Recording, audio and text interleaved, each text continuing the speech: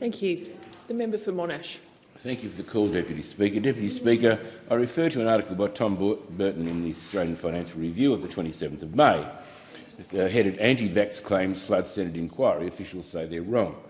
I don't believe that Tom would have written the headline, but if he'd written Vax Claims Flood Senate Inquiries, officials say they're wrong, it would be reasonable. The article is quite reasonable. It gives both sides of the argument. It says the Australian Bureau of Statistics, the Federal Health Department and risk management industry body, the Actuaries Institute, strongly reject the claims made by the submission, saying they're not supported by the evidence, and COVID-19 vaccines save millions of lives globally while causing a comparatively tiny number of deaths. Well, I've disputed that all the way through on a number of occasions in my consideration of these matters, and I've been consistent since 2021 and 20 of what I've said. My difficulty here is very simple. I deal with the real people that come to me from right across Australia, from other members' electorates when their own member has not received their correspondence or answered their correspondence. The least they could do as members of parliament is further their correspondence on to the minister for an answer. But to ignore them is the worst thing that they can do to these people who are crying in the wilderness for support. A few weeks ago I spoke with Raylene about her 3-year battle for justice following the death of her 23-year-old daughter 7 weeks after her second Pfizer jab.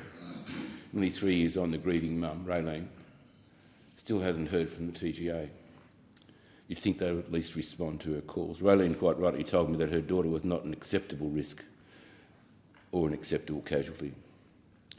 In the UK recently, there have been bombshell revelations in the UK this week where the official Office of National Statistics admitted that some of the excess deaths that occurred in 2021 were misclassified as unvaccinated when they were actually vaccinated and occurred in 3 weeks following the vaccination.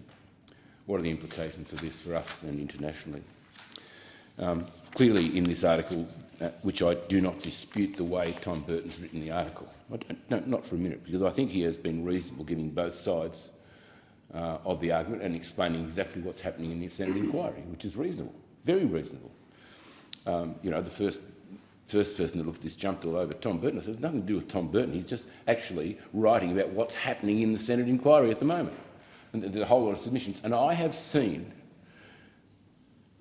Deputy Speaker, the confidential submissions to this inquiry from those that are submitting. The arguments are completely backed up by facts and peer-reviewed processes. I suggest that everybody takes a deep breath, takes a very good look at themselves and address themselves to what's happening in this inquiry.